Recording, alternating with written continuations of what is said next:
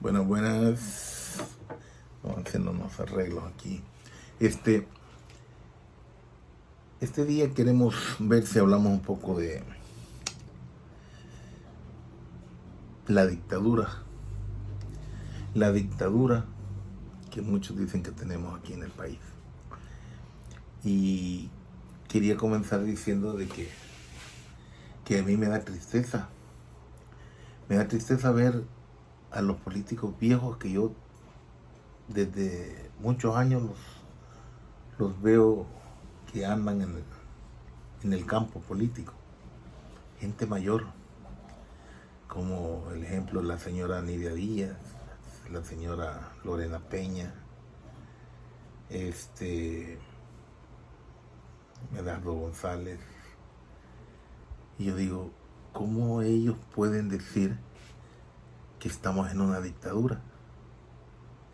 Si más que nadie ellos vivieron la verdadera dictadura del año 70, que es la que donde fue el empuje, el último empuje.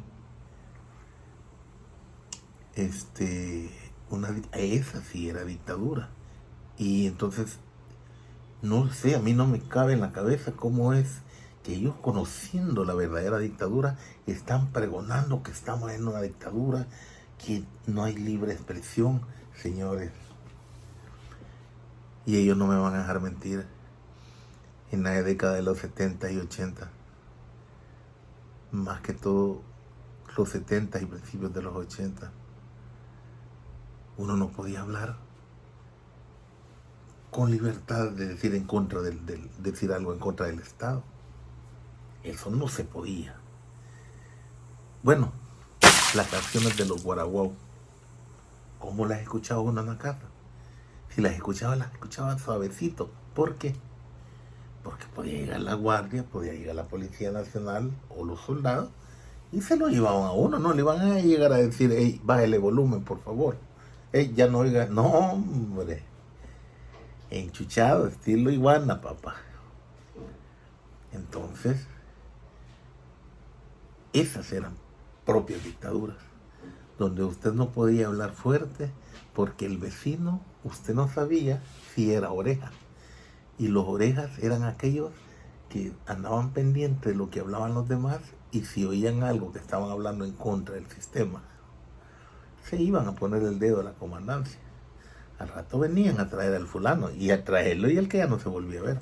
Así de sencillo. Esas eran las dictaduras que había.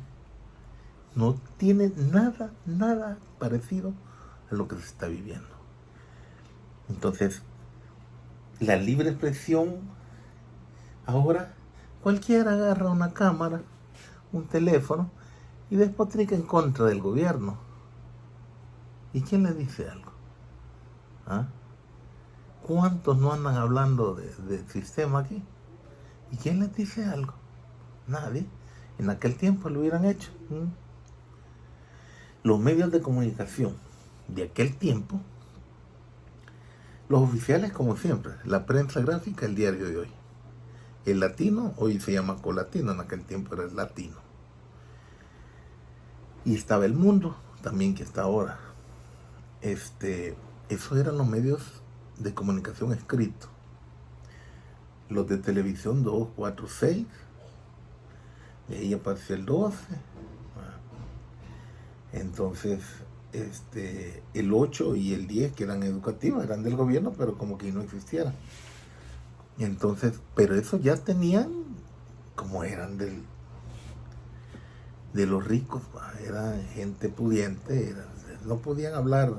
O sea, ellos estaban siempre a favor del Estado en ese tiempo, porque el Estado era el gobierno, era el que defendía a los pudientes, ¿verdad?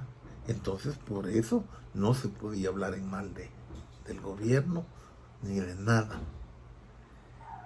Pero, si alguien se acuerda, salieron 2 medios escritos alternativos, que fue La Crónica, fue el primero que salió. Ese le volaba con todo el sistema. y después salió el Independiente. A la Crónica, si no me equivoco, la doblegaron ya por último, pero le ponían a los canillitas, les quemaban los periódicos, los policías. O sea, era prohibido, porque era dictadura.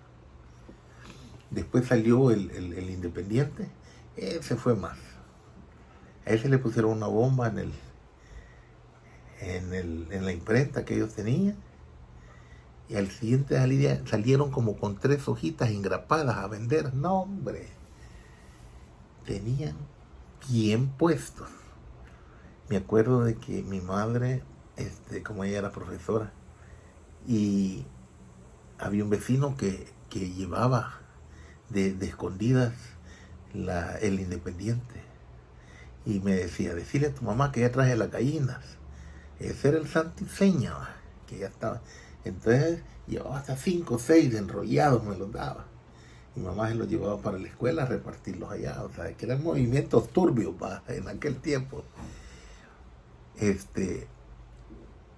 Y eran los 2 medios de comunicación alternativos que hubo. Porque de ahí, ya con el tiempo, doblegaron a la Crónica. Con el tiempo desapareció el Independiente.